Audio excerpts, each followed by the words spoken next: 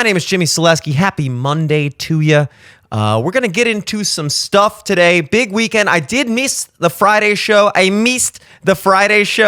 I meant to talk about the State of the Union address. So I know I'm a little late on that. I'm not going to spend too much time on it, but I do want to kind of just give a couple thoughts on it. Since I have not yet. Every other person in the universe has, but I have not. And so obviously that's what I have to do. I also want to talk about the Trump TikTok, his take on the TikTok banning bill. He seems to have flipped on that, interestingly, along with Vivek Ramaswamy. They are whistling a different tune on that recently. And also just kind of want to take a little soft dive into a little conspiracy corner, which I like to do every now and then, about this business up in New York, Governor Kathy Hochul deploying the National Guard onto the New York City subways. So some pretty cool stuff. I mean, weekends are always good for a nice news-filled Monday. I got 3 days of stuff to catch up on. So we're going to get into that. Before we do, how are we all feeling after daylight savings time? It got me. I'm not going to lie. They had me in the first half. I am not going to lie. I woke up late this morning. I woke up late Sunday morning. It snuck up on me this year. Usually I know. Usually it's not really something. It's just something that someone tells you at some point. Daylight savings time, I wouldn't be surprised if they didn't figure out the day it's going to happen until 36 hours beforehand. Because that's the only time you really ever hear about daylight savings time. You're just walking around, blah, blah, blah, blah, blah. And then randomly, a day before, somebody goes, don't forget to turn your clock forward. And you're like, oh, thank God. That's how everyone finds out. I want to be that one guy who has it on his calendar. I used to be that guy. I have yet to get my 2024 calendar that I usually keep on this desk. So maybe that's why I'm not that guy. So now I'm just a regular dude just getting completely blindsided by these time shifts. And it's amazing what 1 hour can do to you. I mean, you fly back and forth to the West Coast, East Coast. That's a 3 hour, jet lag there. Nothing. Rolls right off my shoulders. 1 hour just in the middle of your weekend? Whoa. It's a mind fuck. And I really feel like I missed that hour.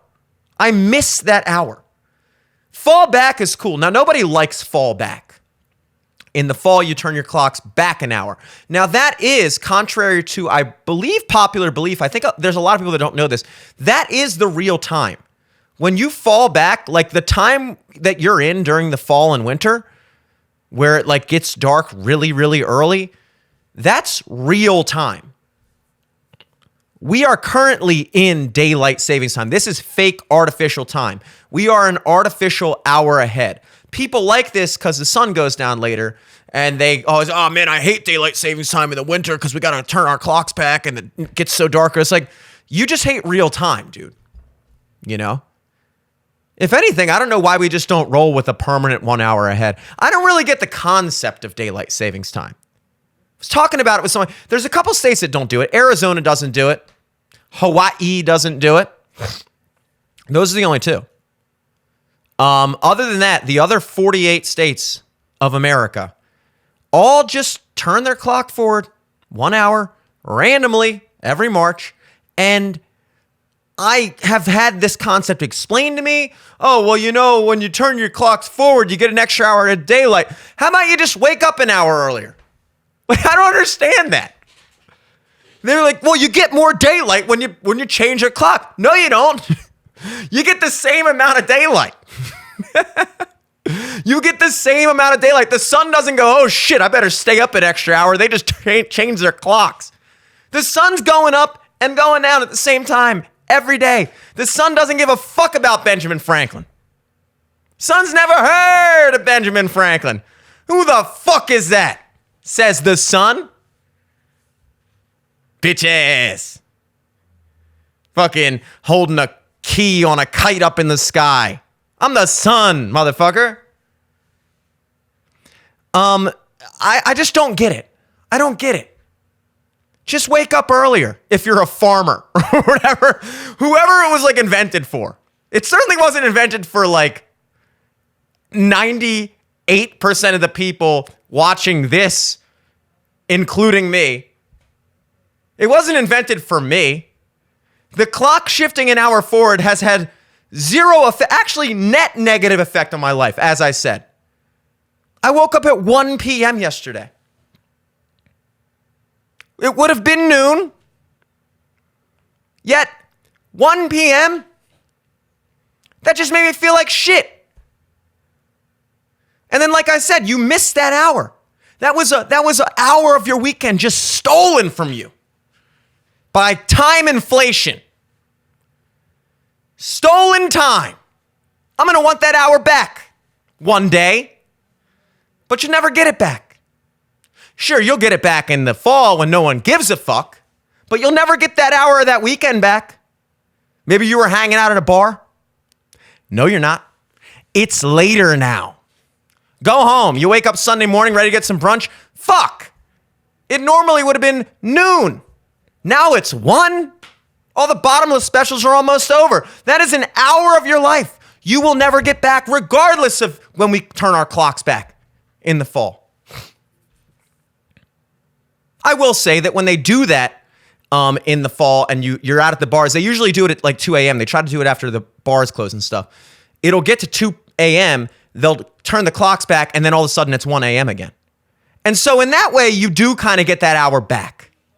But I don't know. It just... At 1 a.m., at 2 a.m., aren't you kind of just ready to go home? From the bars, at least. I mean, at 2 a.m., that's like, you want to start making post-game moves. If you've been chatting up, I'm going to play this from all angles. If you're out with your friends, gets to 1 a.m. last call, if you're still in your prime of outgoing years, if you're like my age, I try to not fall into this category, but I understand that people my age are like this. If you're my age, you're out of the bar by 1 a.m. So that doesn't make a difference when that hour comes back. It's just you're out. You're home. If you're in your outgoing prime, your going out prime, I should say. That's around the time when 1:30 a.m., you're starting to look at grub moves. Yo, where's the post came out? Let's go back to somebody's apartment. Let's get some fucking pizza or some cheesesteaks and fucking, whatever you do. Smoke some cigs, smoke some weed, drink a couple beers on somebody's couch. If you've been chatting up a girl all night, now's the time to make that move. Hey, what are you doing after? You want to go get a nightcap? You want to blah, blah, blah. You don't, when it gets to 2 a.m. and then it goes back to 1 a.m., it's almost like you finish a lap in a race and they're like, all right, one more lap. You're like, fine. It's not that great. It's not as much of a net positive as losing the hour is a net negative. And that's why I just don't understand daylight savings. I think we're done with it. Now, I do like the morale boost you get from the sun going down later. So that's fun. And I also have an autistic resistance to change. And the resistance to change, emblematic of that only of, again, an autistic person or a 75-year-old man. I don't know why I put up 3 fingers there. An autistic person, those are 2 things, and a 75-year-old man. And even I am still open to the concept of just getting rid of daylight savings altogether, or, as I mentioned before, just turn just permanently up 1 hour. Literally, I'm going to move off of this in a second. I promise. I tend to go off the rails on my intros, but it literally, the fact that we just turn the clock up 1 hour and just go, oh, we have more daylight. It's literally the same, baseline concept as when they go let's just raise minimum wage. Everybody gets $100 an hour. Oh shit, everybody's getting $100 an hour. It's dude, it's not 4 p.m. anymore. It's 5 p.m. Oh shit, hell yeah, more daylight. It's the same concept. I don't get it. Anyway, as promised, hey, you know what? Daylight savings time it only does something twice a year. If I can't do 15 minutes on the concept twice a year, 30 minutes a fucking year. All right? Sorry. Unsubscribe. Anyway, as promised, we're going to get into, speaking of time and being late as hell, this is, something I feel obliged to touch upon at the very least. Just a little kind of my baseline surface level thoughts on the State of the Union address this past Thursday evening. First thoughts, like immediate reaction, Joe Biden did better than I think a lot of people expected him to do. Now, when I say that, in a perfect world, that would mean that Joe Biden did well. But as you may have noticed, this is not a perfect world. And the bar for Joe Biden has been lowered so far that the mere fact that he did not completely collapse on stage and mumble through an incoherent 2-hour speech was a success. It's almost genius on that of the Democratic Party that they have managed to set the bar so low, or maybe even Joe Biden himself, genius, that when he gets up there and rattles off perhaps one of the most divisive speeches I can recall in recent history, I'm not going to knock the guy for coughing every 4 seconds. You're fucking 80-something years old. Maybe you got a cold, whatever. I'm not going to knock him for that. But the mumbling, the bumbling, the jumbling, that was like better than anyone could have expected. So in that way, it's kind of a good thing, right? I guess he wasn't as bad as we thought he was. But that's probably not the case. The real case is whoever the fuck is Adderalling his ass, because that's what it is. It's Adderall, right? Cocaine. It's not coke. It's some legal amphetamine. They're not going to give the president coke unless he's sneaking into his son's stash. Some legal amphetamine that just, dude, you got to be on for 2 hours. The Nazis took this shit for 5 years during World War II. You can get through a fucking pre-written speech for 2 hours where we're going to give you an applause break every 10 seconds. And you're going to walk slowly through the room for the first 20 minutes of it to just cut off, an easy 20% of the speech right off the bat. So you see all that going down in the beginning. You have the slow walking through the room, which I don't know if that was just because that's how he walks or if that was on purpose or if it was just a happy coincidence. But, the thing starts at 9:30, but it starts at 9:50. I happen to be watching a broadcast that my brother put on. He put on the worst possible broadcast we could have found, which included a sign language interpreter who did not interpret the concept of having eyebrows. So it was strange looking. It was strange. I already have, as you guys know, a love and affinity for when they have sign language interpreters. I think they're so super necessary. Because as we all know, deaf people cannot read, and therefore simply having, if they were to invent something such as words that would come up on the screen like after someone says them, where you could like read them. If technology could get to that point where like somebody could say something and then in the bottom there would be like a closed. Like a caption, like a little closed in a caption, and it would say words, and then even if you couldn't hear, you could still read them. We're not at that point yet, which is why we need to have a split screen with an eyebrowless ghoul, shall I say, fucking hitting the Dougie. I don't even think they're really doing. I'm not even convinced they're really doing it. But yeah, hopefully we can get to that point where we invent written language and the ability to display it on a screen. But until then, I am so glad that we have access to these American Sign Language interpreters And for that, I am glad. But anyway, so that was the broadcast I was watching. How about you? And when the speech does begin, he actually opens up with a solid joke, which is kind of a weird joke to open up with, which is, if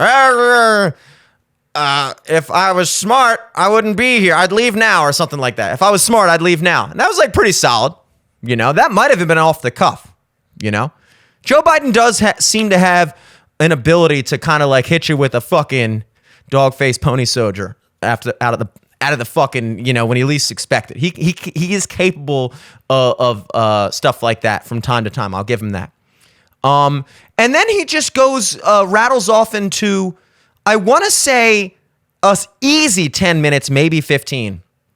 He opens up right out the gate by comparing our current time to that of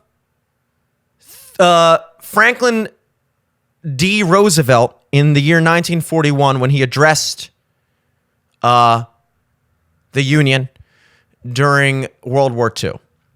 And he draws that comparison to juxtapose our current situation with Putin and the war in Ukraine. So the very opening segment of the State of the Union address is about why we need to support Ukraine. I would say, yeah, that's something you can throw into the conversation at some point. You got 2 hours, dude. You got time. Put it in there. Maybe make it the second thing. The first thing seems kind of... And then after that, you're like, all right, cool. We got the Ukraine thing out of the way. Moving on. Let's get to the Union, baby. How about that? You.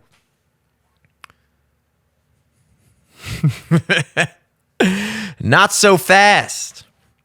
Because first, we got to talk about January 6th, guys. What, you thought we were going to have a State of the Union address in 2024 that doesn't open up with 10 minutes on January 6th, 2021? Are you insane? Of course, that is the most important thing. Besides, of course, the war in Ukraine. It goes, war in Ukraine, January 6th. Territorial conflict on the other side of the planet that doesn't involve us. And then trespassing in the Capitol 3.5 years ago. Those are the things. And among, he goes into other things. I didn't count, but he did mention, he didn't say the word Trump once. I'm doing Trump as I talk about Trump. That's good. That's Pavlovian, or what is that? Freudian, whatever. But he did use the term "my predecessor." I want to say at least 10, if not 15 or more times. In virtually every subject, his predecessor was referenced. And the reason I bring that up is because when I last left you guys hanging on a cliff expecting a Friday show that I never gave you because I had a recording session that day at 1 p.m. It threw my whole rhythm off, and by the time I would have been able to do it, it was Saturday afternoon, and it just, whatever. So I apologize for that. But where we last left, we had a nice segment about the notorious KJP, Karine Jean-Pierre's handling of the will Joe Biden debate Trump question at one of the more recent press conferences. And her, I was going to say response, but I'm just going to say defense, because that's what it was, or deflection, maybe is a better word. Her deflection was that she, as the press secretary for the President of the United States, cannot speak to whether or not the President of the United States will debate for the upcoming election, because that is a campaign issue.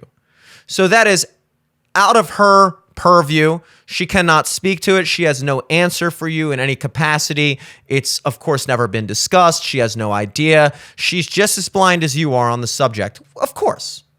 Of course. Why would the mouthpiece for the president know if the president plans on, doing the thing that people usually do when they run for president? She wouldn't know that. Of course not. What a stupid question, Peter Doocy. You got a stupid name, and now you got a stupid question. You think you're going to ask the United States press secretary for the President of the United States if the President of the United States plans on debating for the position of President of the United States? What a ridiculous thought. So stupid. So anyway, after Peter Doocy asked that stupid, outlandish question, again, her response is, it's a campaign issue. So now we have established what we call in the industry, folks, a precedent, not a president. We have a president establishing a precedent. What is that precedent? Well, the precedent that we have established by the president is the campaign and the presidency are two entirely different worlds, different realms. I never heard of you. Well, I ain't never heard of you. What you looking at, campaign? What you looking at, presidency? Who are you? I don't know who you are. We know that they have nothing to do with each other.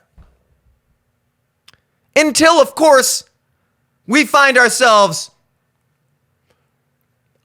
maybe 2 days later, hearing from the president for the first time since the last time he did a State of the Union address, pretty much a year ago. And he spends not just the opening 15 minutes talking about, not just talking about things that don't concern the current state of our domestic union and the current most pressing issues for the American people. Not just that, but all through the lens of how his predecessor, who he will be running against in the upcoming campaign, is handling it wrong or discussing it wrong. This is the sitting president using his time during the State of the Union address, where he's supposed to be talking about the current state of the union, of which he is the most powerful person in charge. And he is using those 2 hours to repeatedly not just uptalk himself, but downtalk the person who is running against him in the coming months. Now, this is a question you have to ask yourself. Would that be the case if Donald Trump was not running for president in November? Would Joe Biden have focused so laserly on how Donald Trump botched every single issue that he brought up in that address if Donald Trump was not his opponent, his primary opponent in the upcoming election? I would venture to say no. Why would you waste your time? I could see mentioning it a couple times or mentioning the party as a whole, but when you hone in on one specific person in the double digits of times throughout the course of your State of the Union address, to me, that sounds like there might be an element of, I'd hate to say it, but it almost seems like this president, during his presidential State of the Union address, appears to be doing things for the campaign. What? What'd he say? I'm not sure, but I think he might have said that the president might have been talking about Trump during the State of the Union to benefit his campaign. But I thought he said that the president and the campaign are two totally different things. They have nothing to do with each other. Even Joe Biden as president has no idea if Joe Biden as presidential candidate is going to debate. I don't know. That's just what he said. You're going to have to ask him. Oh, that's right. I said it. Joe Biden appears to have been campaigning this past Thursday during the State of the Union address, which is not a big issue or a big surprise, unless, of course, you are the United States Press Secretary, Karine Jean-Pierre, at which point it is a tremendous surprise. What? You can do that? This is news to me. And that's not the only person campaigning. You have idiot people on the Republican side, like Marjorie Taylor Greene. I don't know Marjorie Taylor Greene. I don't know if she's an actual idiot. She seems nice, but her display on Thursday was idiotic. Can we stop making memes of ourselves?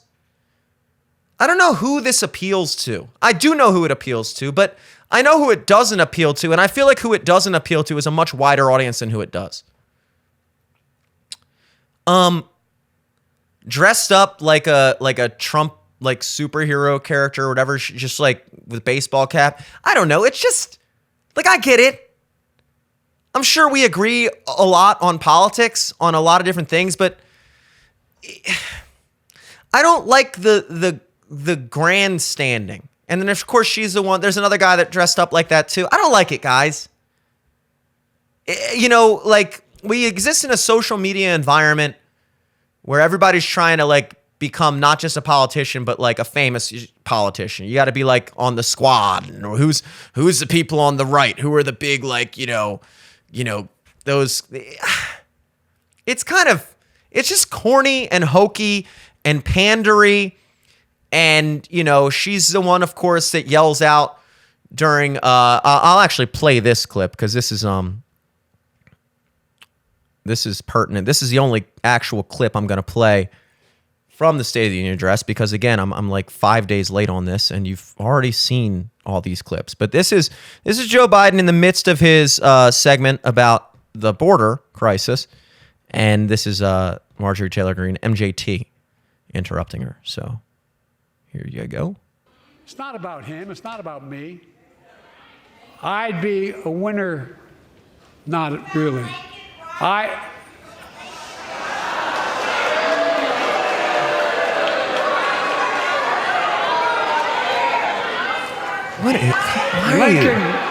Lincoln Riley, an innocent young woman who was killed by an illegal.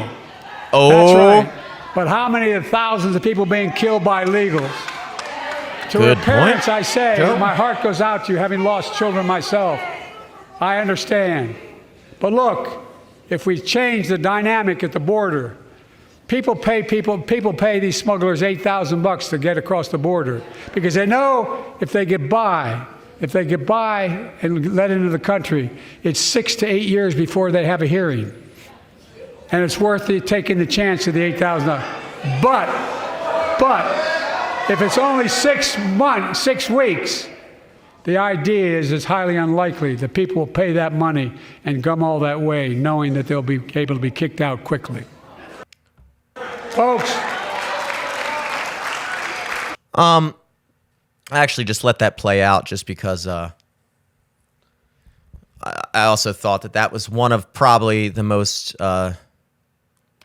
visible times during the speech when he just kind of just did not make a good point. Even the Democrats really didn't know how to react to that. He was here's two reasons I'm annoyed at Marjorie Taylor Greene here. Actually, I got 3 for you. Maybe even 4. I already listed the first one, the outfit. Trying to be a meme, trying to make the headlines, coming to the fucking State of the Union address like it's the Grammys and everybody's trying to, you know, get on the front page of Vogue with their, ooh, what did Marjorie Taylor Greene wear to the Oscars this year? Well, Marjorie Taylor Greene is sporting a red Make America Great Again hat with a custom stitch 45 on the side. She's got a Say Her Name shirt on under a beautiful red. This, like, I get that this, at the end of the day, this address is pageantry and superficiality. But I don't know. I think there's a certain level of decorum that goes with these things. And I just don't enjoy the posturing on either side. It it like triggers me. I'm fucking triggered, Marjorie Taylor Greene. So that's reason number one. She annoys me. Second reason, before we even get to the substance of what she yelled, what she heckled, Joe Biden was in the middle of fucking up. You can hear that. You can hear in the very beginning of this clip, I'll play it again, so you don't think I'm out here lying on him. Joe Biden says, Jimmy Selesky, you lying on me. It's not about him. It's not about me. I'd be a winner. Not really. He was totally about to fuck up, Marjorie. Shut up. Shut up. Joe Biden's up there. He's losing control. He's going off the rails. Oh, I'd be a winner. Well, not really. Hey, dude, that would have been a perfect moment. A perfect moment for just everyone in the building to have not said anything and just let that awkward fuck up simmer and let Joe Biden have to, in real time, recover from him completely losing his train of thought, having no idea where he's going with the subject, and having to hit him with the classic signature, well, anyway. But no, because right on cue, someone who's supposedly here to help the cause just gave Joe Biden a get-out-of-gas-free card. Hey, Joe, I see you struggling over there. How about I make this about me? Give you time to recover. Give you time to pull up your pin that you have conveniently positioned at the side of you. Probably anticipating this moment, especially since the fact that I'm also wearing a pin. So that's reason number two. Marjorie Taylor Greene stole from the conservative side of the aisle a chance to once again laugh at how badly Joe Biden was about to fuck up. So there goes that. Instead, the headline is, annoying woman stands on the grave of Laken Riley. And I say standing on the grave because I believe that she's sympathetic to it. But there's a right way and a wrong way to do things. And I tell you what, I am tired. I am tired of this counterpunch culture on the right. Because that's what it is. You know what they say? Conservatism is just progressivism going the speed limit. Conservatives always seem to be just catching up to the political sentiments that have been used for years and the tactics by the left. What do I mean by that? Well, you see all the time, even in this instance, you have Marjorie Taylor Greene. Say her name. Say their name. Say her name is a thing that was used on the left with the Black Lives Matter thing. It was their slogan. And then the counterpunching conservatives go, well, why don't we say her name too? Huh? And I agree with the sentiment, but why are we always like counterpunching? Why are we always coming at it from this angle where the left is going to do something and then we waste all of our energy trying to basically co-opt their thing? Like they say Black Lives Matter, you go, actually all lives matter. Come up with your own fucking slogan, Republicans. You don't have to just use their shit. You know, even with the whole cancel culture thing, it's a big thing now where now it's the conservatives that are all about oh, this person said that, fire that person. I'm not into it. I talked about this before. I'm not into it. Call me I know I said we several times in reference to the conservatives. I consider myself a conservative. I'm obviously, however, in this segment criticizing a Republican representative, a fairly popular Republican representative, supporting a president that I like. So, yeah, I kind of showed my hand a little bit there by referring to myself as conservative. Get over it. I'm fucking a conservative-leaning person. Can you not tell? Is this a big shock? What? But regardless, I don't, you see even the bickering with Candace Owens and the drama. Fuck all that. You guys are annoying. Shut up.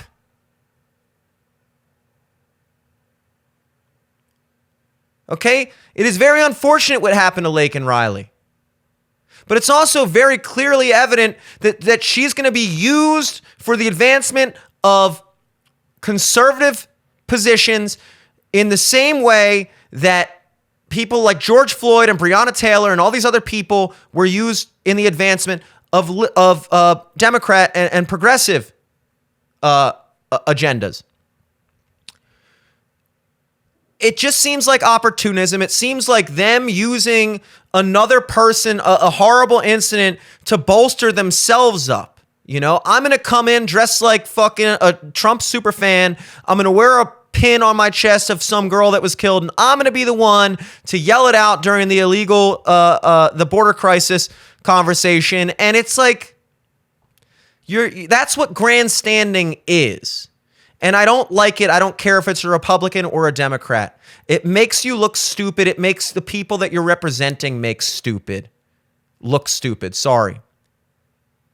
The only person I kind of accepted yelling out was that dude. Apparently there was a guy whose son was killed. He was a Marine during the evacuation of Afghanistan a year or so ago. And he yelled out something like, 19 Marines or however many Marines were killed during that while Joe Biden was talking about something or other. I'm not familiar with that exact part of the whole thing, but that's something I heard. I also heard that guy was charged and arrested for some type of misconduct because of yelling out like that. So I guess if you're a representative, I don't think Marjorie Taylor Greene was charged with anything because she's a politician. She's allowed to yell. But, if you're a person whose son was killed, basically just sacrificed needlessly because of some horrifically planned and organized and executed evacuation of a country that we've been occupying for over 20 years, and you have some feelings about that and want to let the president know those feelings, that's a crime. But if you come dressed like a fucking clown show, wearing a pin of somebody who was killed and making it about you, then, that's apparently fine. That's fine. So I don't know. I know I just really went in on Marjorie Taylor Greene there, but I don't know. It just wasn't a good look. Maybe you're a good person. Maybe you're a good politician. Maybe I even like you. I'll look into you. Whatever. I don't fucking know. But that wasn't a good look. What do you want me to say? It was? You want me to lie? Is that what you'd like? It was a great look, Marge. Thanks. Outside of that, I mean, like the border thing as a whole, there's so much to the border conversation in general, and really the main thing that outcome of that, besides the MJT thing and the Laken Riley thing, was Joe Biden then went on like an apology tour, basically. Not really an apology tour, but his first priority next time he got the opportunity was to apologize for, if you notice, he goes, yes, Laken Riley was killed. Actually, Lincoln Riley was killed, because that's what he calls her, even though he has a pin with her name right in front of his face. I don't blame you for thinking her name is Lincoln, but you early in that speech goes, I know you could read. Well, I know you can read, Joe. And I feel like this is probably something that might have been brought to your attention as a potential topic that might come up at the very least, because I'm sure it wasn't brought up in a way of like, this is a horrible thing. Because what was actually horrible, according to the left and Joe Biden and the legacy media, was the fact that Joe Biden referred to the person who killed Laken Riley as an illegal. That was really what needed to be addressed, pulled back. That was the most pressing matter. Joe Biden should have never called this person an illegal. This person who was in the country illegally, and murdered an American citizen while here illegally, to have been referred to as an illegal, absolutely unacceptable. Absolutely unacceptable. And Joe cleared that up when he went on the news. He changed it to undocumented. He apologized for using that term. That was really, I think, what everyone was really concerned about. And I actually noticed that in the middle of the speech. I was like, oh, wow. And then he goes on to like make a great point. For me, I almost voted for Joe Biden. He's like, how many thousands of people have been killed by illegals? I'm like, that was, I don't know what he was trying to say there. He goes, yeah, Lincoln Riley was killed by an illegal, but how many thousands of people are killed by illegals? Good point, Joe. Let's go Biden? Fuck Brandon. What was that? That's what happens when Joe goes off his script, because you even myself, I had the curtains pulled over my eyes a little bit. It can be deceiving. It's like when you ever watch those sitcoms where they pull where you have like laugh tracks, the old 90s and 2000 sitcoms, they all had laugh tracks. And then if you watch them without the laugh track, it's like, this is creepy, because it's just like these weird pauses, and you realize the jokes aren't really that funny at all. And it's so much of human psychology. It's just when you hear other people laughing. First of all, laughter in and of itself is such a social behavior. It's literally what it's for, I think, to show like connection and communication, this involuntary expression of like understanding in humor. When you hear that going on around you, laughter is contagious. So a lot of these like corny 90s shows like Friends, which I think is quite possibly the most overrated sitcom of all time, they had laugh tracks. And when you hear Joey come in and he's like, hey, I got a fucking babe in the car. Now she saw that I got a babe in the apartment. And then it's like, ha, ha, ha, ha. And you're like, what? Was that? Oh, I get it. I was supposed to laugh there. Okay, cool. It's kind of the same psychological effect when you have Joe Biden go, come on, man. You got the people over here. I won't back down. And every 10 seconds, there's like a fucking 5-second applause break. And it tricks you into thinking this guy's killing it. When in reality, they obviously dosed him up with some fucking super Adderall and told him to go out there and yell the teleprompter. And we're going to back you up by applauding for everything you say like it was the most prolific, profound, groundbreaking, earth-shattering thing that's ever been said on a stage. And so those things can kind of, mislead you. But when he went off the script after being interrupted by Marjorie Taylor Greene, again, right before he was about to fuck up majorly, I believe, he really said something that was a completely antithetical to everything that the Democrats purport to believe. I would imagine that their wager is that illegal immigrants are no more predisposed to crime than any other group of people in the country. I would imagine that their entire kind of game plan is to, I'm going to say, downplay incidents like Laken Riley's. They have to obviously put on a performance that they're really deeply saddened by this and concerned, but at the end of the day, they understand that this actually hurts their narrative, hurts their agenda, and they're not going to spend any more time on it or pay any more attention to it than they need to get away with not looking like they don't give a shit. Which is why I think that Joe Biden just kind of had the pin off to the side in case somebody brought it up. I think he was probably told to mention it, but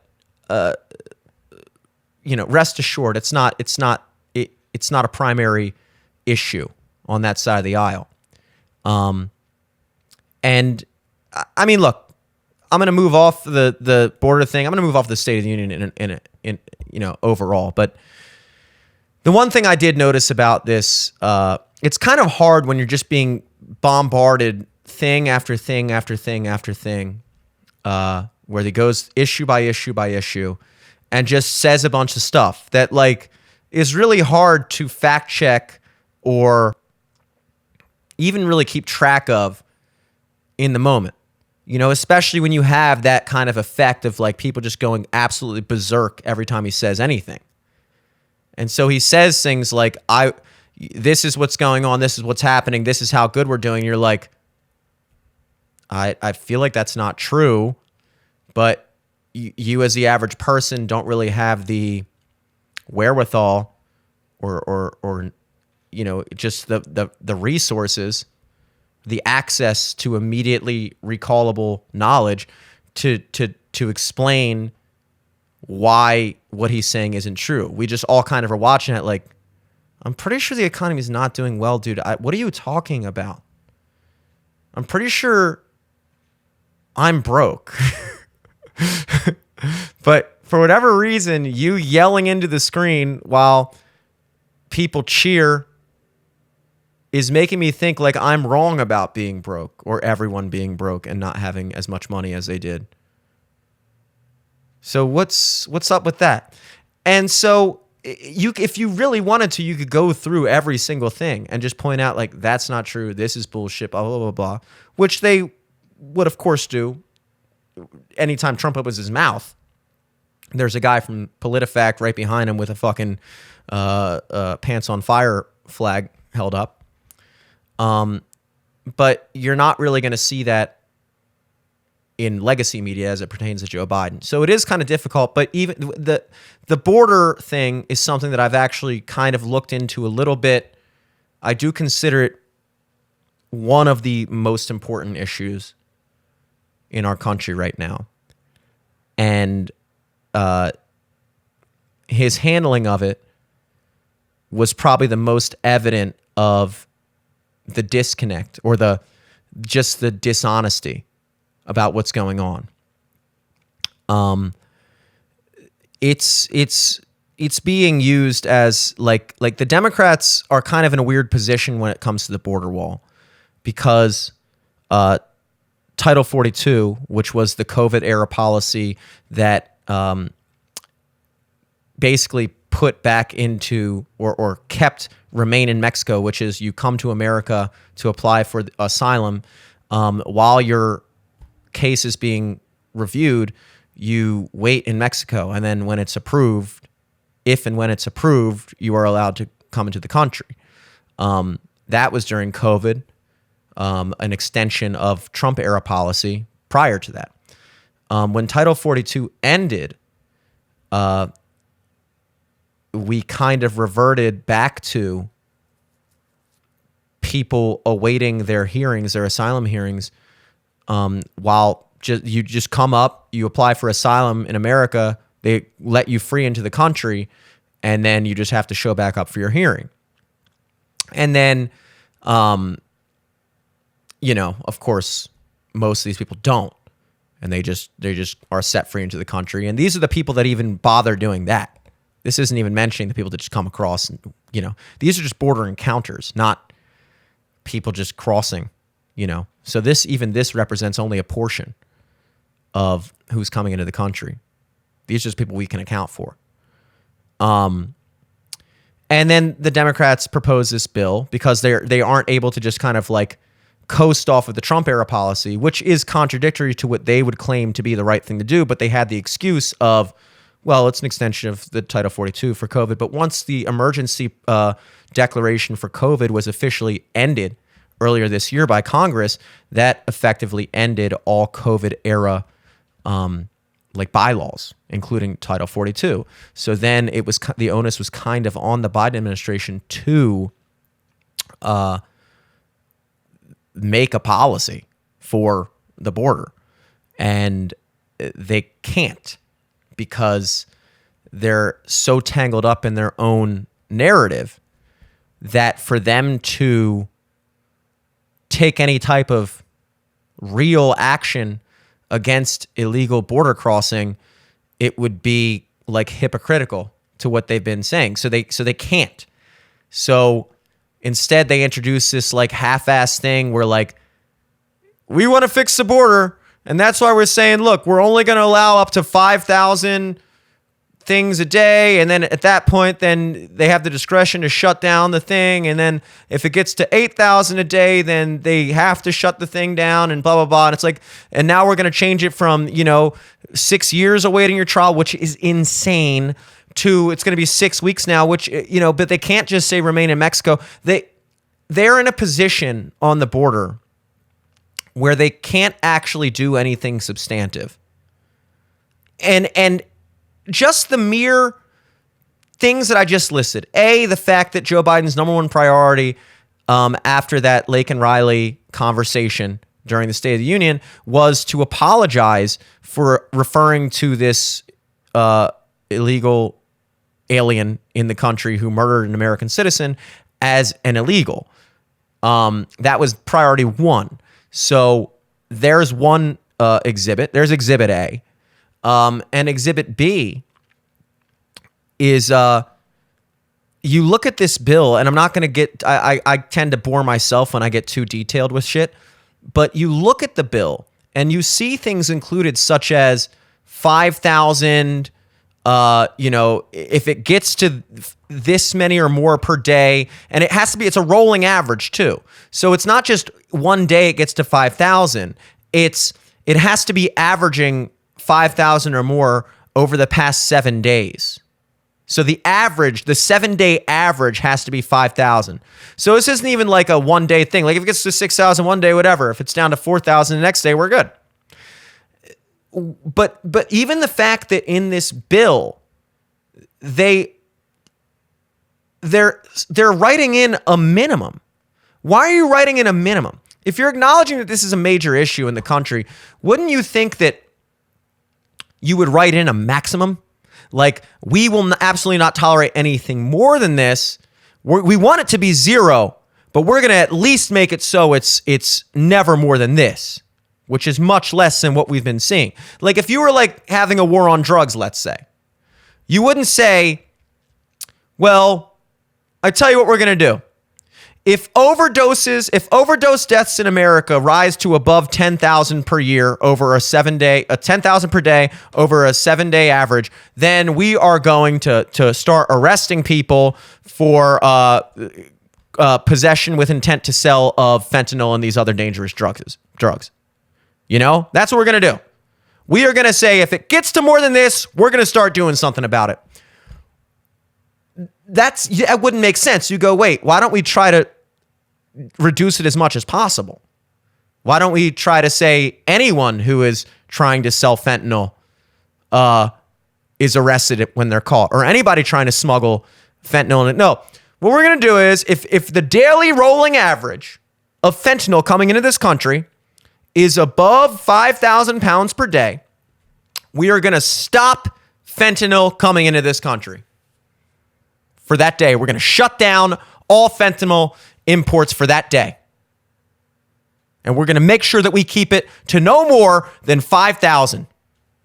Well, actually, at 5,000, you have the choice. Local authorities have the choice, but at 8,000, you must. That wouldn't make sense. Yet, when we're talking about people coming into the country, we are literally writing into this law on the Democrat side a minimum threshold. Guys, come on, we need at least 5,000 a day. I mean, look, if it gets to 5,000, then we can start talking about shutting down the wall for the day. And I tell you what, I'll even extend you a lot. If it gets to 8,000 people a day, we'll shut it down for the day. Well, John Taffer, shut it down. But come on, you got to give us 5,000. Why? Why do we need to give you 5,000? And why do we need to agree? Like, I understand you want to have some type of process for asylum, and you obviously want to have a pathway for legal immigration, but let's be honest about the situation. The term asylum is being abused. It's not what is going on here. That's the pretense, the pretext, I should say. The pretext is that all the people coming across the border are people fleeing persecution and whatever, and that might be the case for some of them.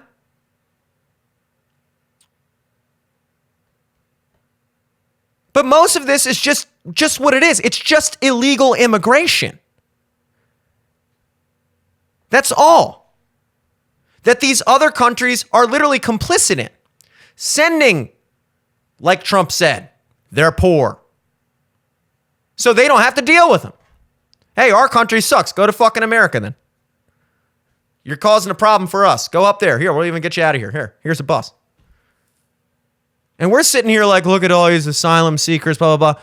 That's what's being used. So I'm not saying you have no pathway for immigration. I'm not saying you have no, process for asylum or anything like that. But there is, for one reason or another, and I can't put my finger on why exactly it might be, besides the obvious fact that they're trying to stack the deck with future Democrat voters. This is obvious.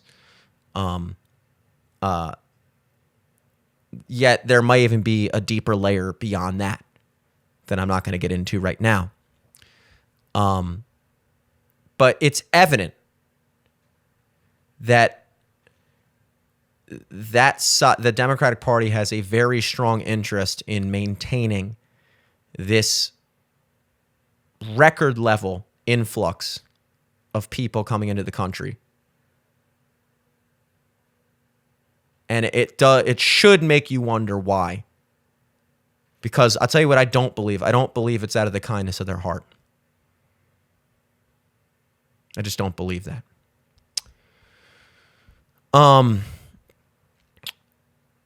And of course, that's what's being, the fact that the Republicans won't agree to that is what they're saying is like, well, we're trying to fix the border. Well, you guys just won't agree to it because you guys don't want the border to be fixed because you want to use that in the election for Trump. And in reality, you're sitting there like this bill is a joke. You're literally codifying a minimum level of illegal immigration into the country. And why? So, whatever. Moving on. We're running long, but it's a Monday. I mean, I feel like Mondays usually do go a little longer. We're at an hour right now. I got a couple more things I want to get into. I am going to get into them because I planned on it. I did not plan on spending that long in the State of the Union, but apparently I had a lot to say. But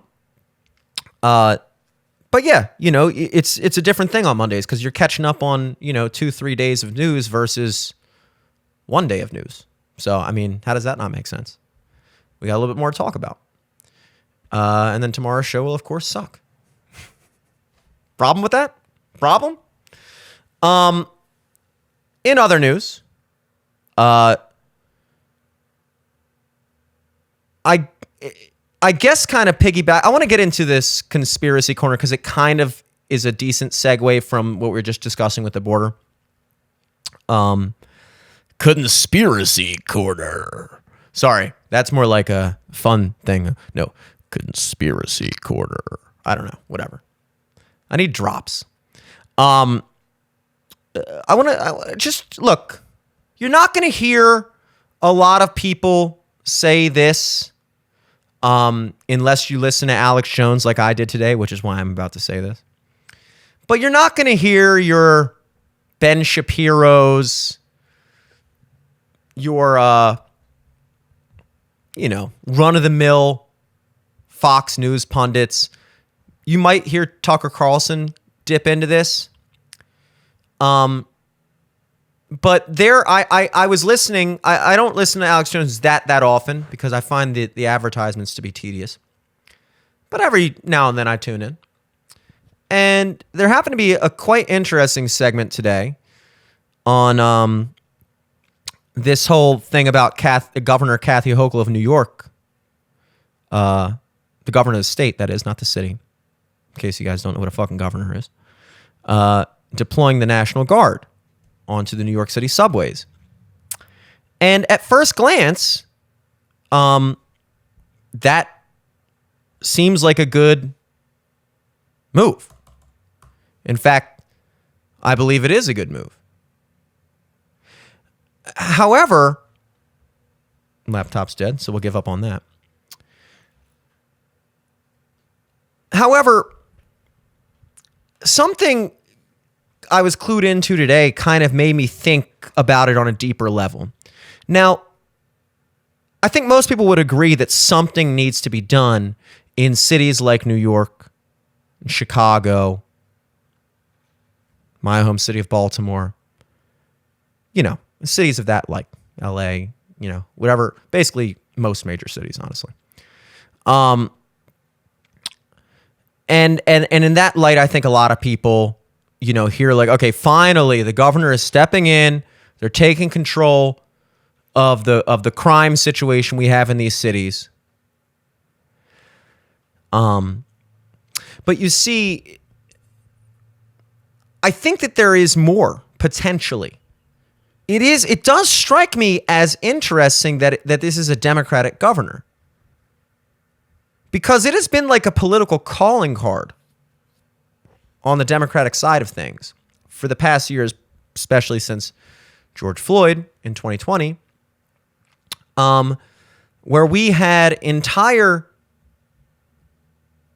movements based around the idea of defunding the police, reducing the amount of police, reducing resources to police forces.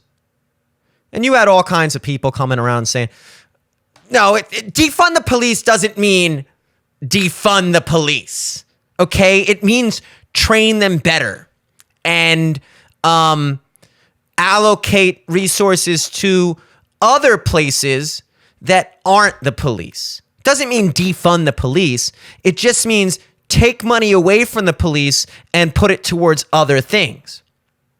Dude, I didn't steal your money. I simply took money from you and gave it to myself. That's not stealing your money. I didn't defund you. I didn't defund the police. I just took money from the police and put it into a different thing. Okay, so stop mischaracterizing what we're saying. So you had the word defund the police. You have these policies like no cash bail. People are arrested, charged, and immediately let back on the street. No cash bail.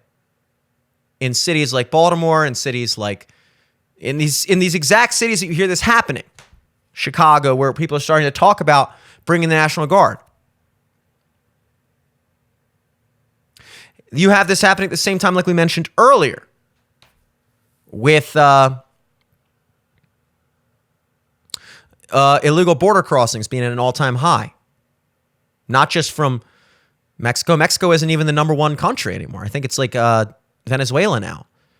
And you also have high levels of Chinese immigrants, people from Asia, like all kinds of places. It's like, it's a totally different thing than it was 20 years ago. And like, fuck, Mexicans taking their jabs. They took their jab. It's a different conversation now. Okay? People that still get up on that, like, they took her jobs thing. Okay. Maybe tune in to the year 2024, because guess what? 2004 called. They want your political talking point back. But seriously, what's the word I'm looking for? Bone up on your immigration talking points, because that one ain't flying anymore. And as I mentioned earlier, there seems to be a vested interest in maintaining a minimum level. Not a maximum level, a minimum level of this happening on a daily basis. So you have this combination of reduced police presence in cities, because not only does it have to do with the defunding of the police, that's a part of the equation for sure. And a lot of these cities that went whole hog into that and actually did that and took money away from the police force and put it towards fucking social services and crayons and whatever else they thought was going to solve crime. Send like a fucking, a kindergarten teacher to the scene of a shooting and they're going to, domestic violence scene. Well, why don't you draw how you feel Thank God. Thank God we didn't send a guy with a fucking gun here to solve this. We got a fucking social worker. Thank God. Just who we needed. So that's what they did with that money.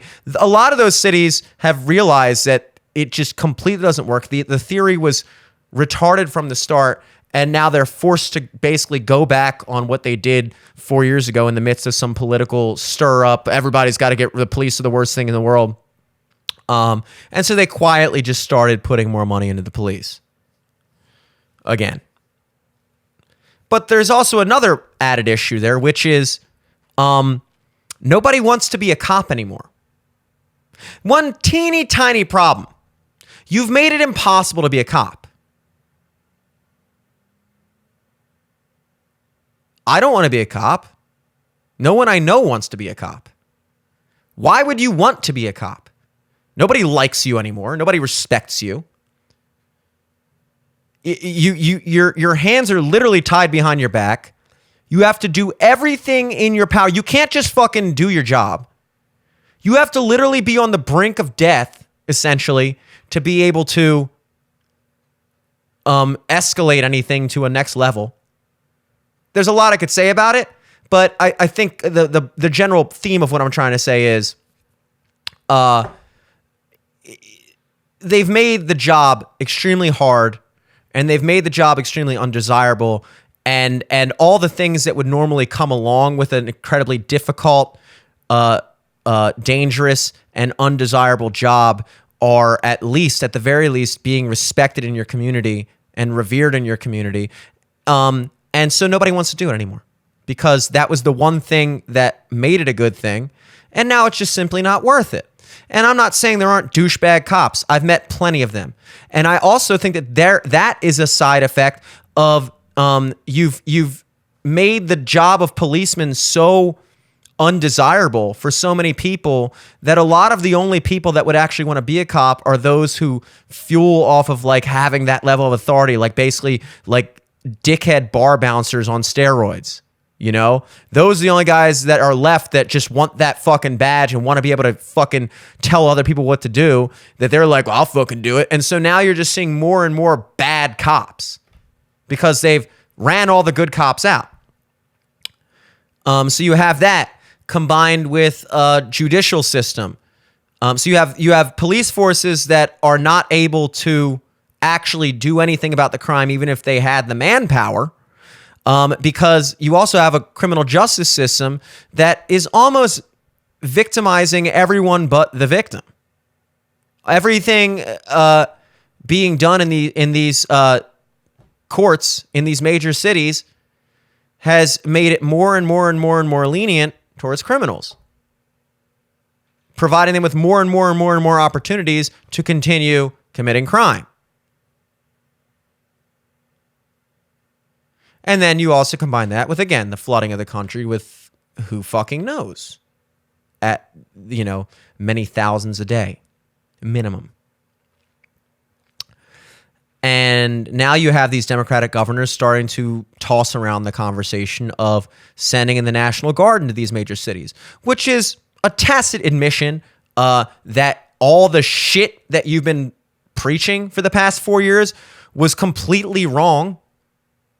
I mean, can you imagine how much of a fucking foot in your mouth facepalm that is when for the past 4 years you've been saying all these things, defund the police, fuck the justice system, no human is illegal, blah, blah, blah, blah, blah, blah, blah.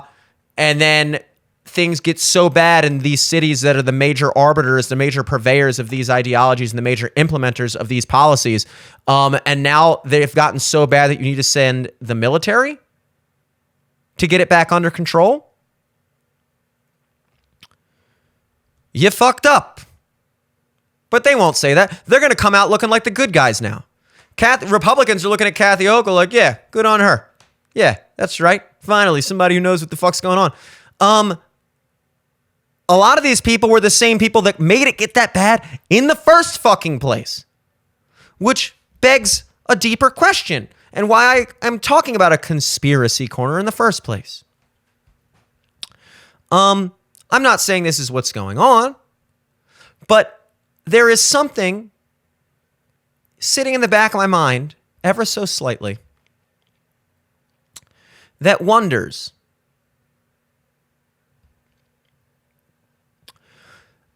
was there an orchestrated destabilization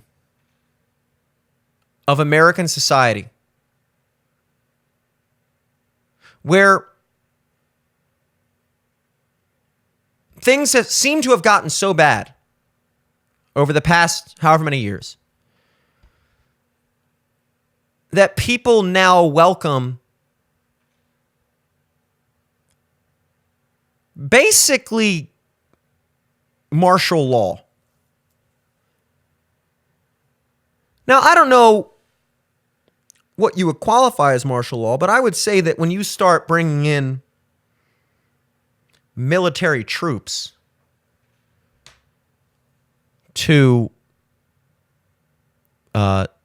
dictate American society and run our daily lives, that's like one of the things in martial law, right?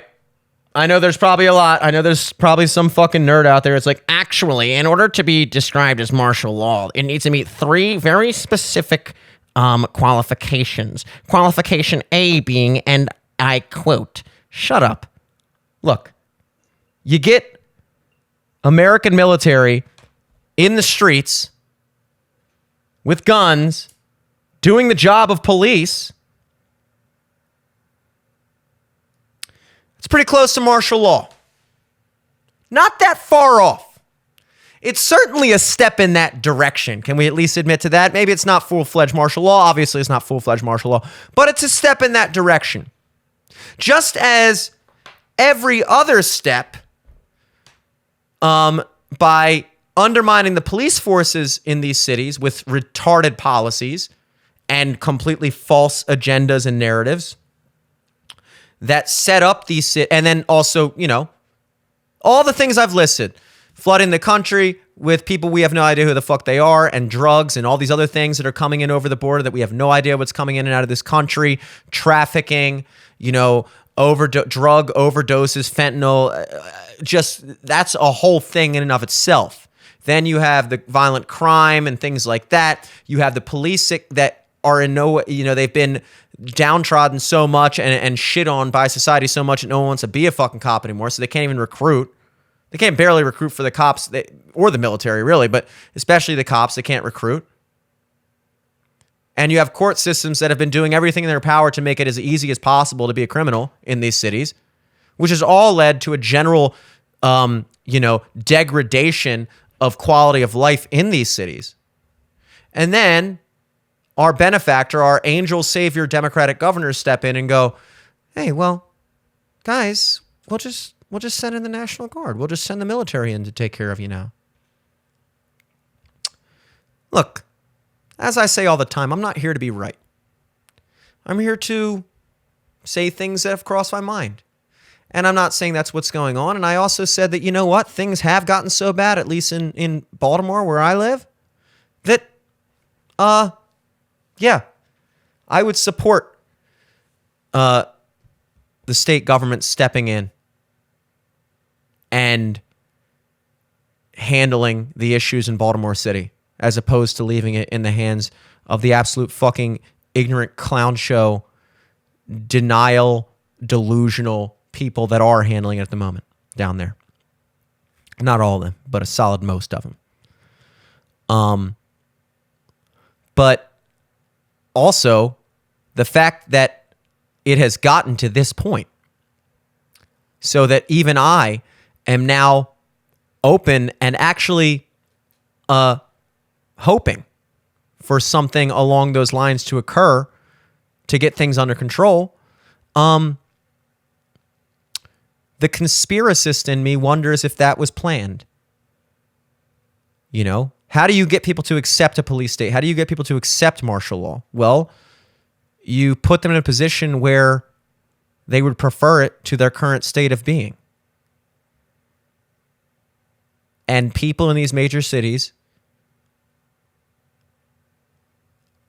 are recognizing that things have gotten out of control on purpose And now they're welcoming military supervision in their own cities with open arms.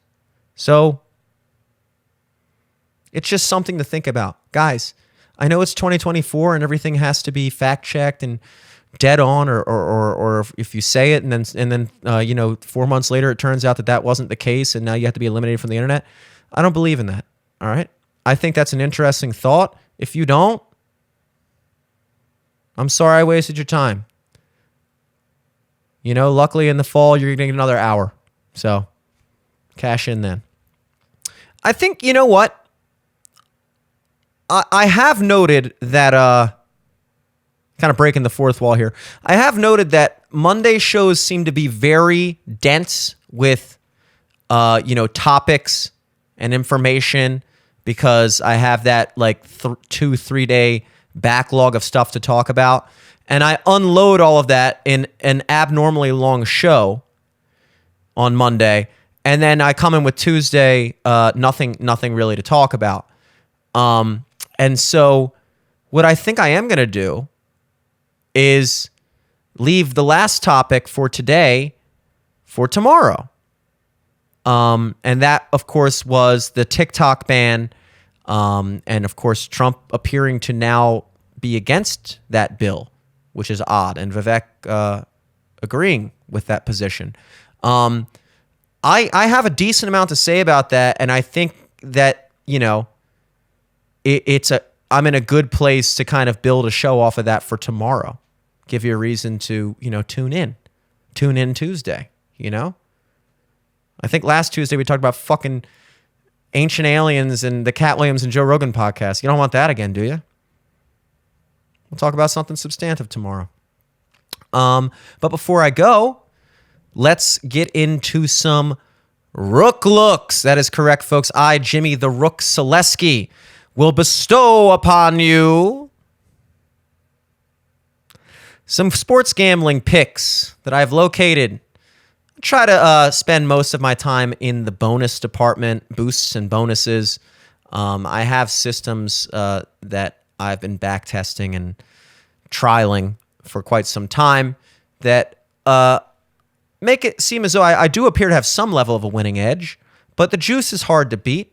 But the one thing I can tell you is that when you're getting these 25%, 50% profit boosts on your bets, when you're getting no sweat bets, money back when you lose as a bonus bet, these type of things, those are profitable things to take advantage of in the long run. And so that's why I feel very comfortable just working off of those when I give you these picks. Now, in my home state of Maryland, there are several sports books available: FanDuel, DraftKings, MGM, Fanatics, BetRivers, Caesars, to name a few. But there are a lot. And many of these sports books offer bonuses, profit boosts, things like that.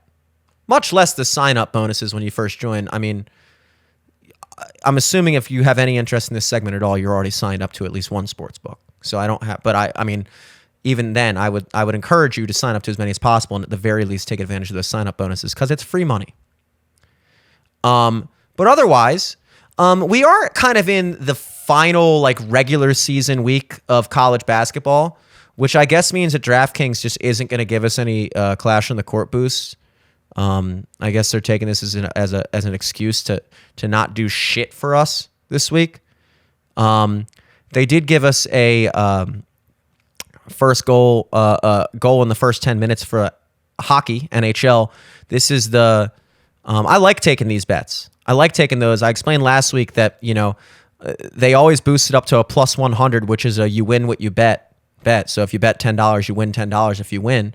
And usually scoring at least one goal in the first 10 minutes of a hockey game is sitting around minus 150, minus 166, which, for those of you who aren't familiar with odds and stuff that's on the more favored side.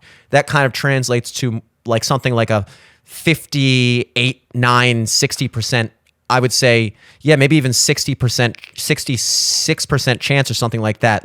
Almost 2 in 3 chance that you will see a goal in the first 10 minutes of a hockey game, and they're letting you get that for plus 100. That's a good deal. I've had a lot of luck with those. I've been very profitable with those. And they have one tonight for the Jersey Devils versus New York Rangers. Hey, you got the Jersey versus New York. You got a problem with that? Hey, I'm playing hockey. I'm going to score a goal in the first 10 minutes. Forget about it. That'll be fun, right? Throw it on there. Take advantage. DraftKings isn't going to do shit else for you tonight. Might as well take advantage of that. It's worked for me. We also have a college basketball boost on MGM. 33% boost, I believe. The only interesting games that I'm seeing college basketball-wise tonight are the West Coast Conference tournament games. We have Santa Clara versus St. Mary's, and we have Gonzaga versus San Francisco. Both of those games should be good, especially the Gonzaga-San Francisco game, I think. That's a 2-3 seed in the West Coast Conference. All these games are on neutral site, Orleans Arena in Paradise, Nevada, or Nevada if you live in Nevada. I'm looking at, for this MGM boost, I locked it in at San Francisco plus 9.5. I'm showing them as only like 7-point underdogs. I do believe a line is going to move a little bit less in Gonzaga's favor, if anything. So I don't know what the line's sitting at right now. My laptop is dead, but certainly you can check for yourself. Both of these games are later games. I would take anything really. I would take 8.5, 9.5, anything like that. I don't think Gonzaga is gonna smack up San Francisco as much as people think. I think that's gonna be a good game, and I like 9.5 if you can get that, or obviously anything above that, even better. You know. Also, Fanatics, old, new, reliable, always coming through with the 25% bonus boosts there. Usually 2 a day, $5 each. So basically, $10 boost. I just put them both on one bet. Is the other game, as I mentioned before, this will be St. Mary's versus Santa Clara. That game I think is going to be a little bit more one-sided. I think the top 3, San Francisco, Gonzaga, and St. Mary's in that West Coast Conference, are pretty evenly packed. I think anybody could win that, especially a toss-up between Gonzaga and St. Mary's, the top 2 seeds. I think Santa Clara is good as well, but they're notably like one tier lower than those top 3. So I think the St. Mary's Santa Clara game is going to be a little bit more one-sided, but the line is sitting at 11.5. And last I checked, I'm going to check again, but I like around 11.5. I would take anything. I would take Santa Clara plus anything over like 10, 10.5. Honestly, I think those are good lines there. Winning by 10, 11 in the conference semifinals. That's normal. For a 1 versus 4 seed. It's not, I like that. My model likes that. And, hopefully you like that. So those are your picks for tonight. St. Mary's, San Francisco plus 9.5 and Santa Clara plus 11.5 if you can get them. Just a quick recap on where we're sitting at in the overall lines. We are honestly fucking killing it, guys. I didn't even mention on Thursday our Wednesday night results. We had 3 bets that night. Again, my laptop's dead, so I can't consult what they were, but I believe one of them was a goal in the first 10 minutes. There was another 2 college basketball games. I can't remember what they were, but all 3 of them hit. And then our bet on Thursday, Arizona -9 versus UCLA, also hit. We're sitting at 10.4 units in the positive right now after 43 bets. That's like almost 25% net yield. So that's good. We are definitely overperforming right now, at least a little bit.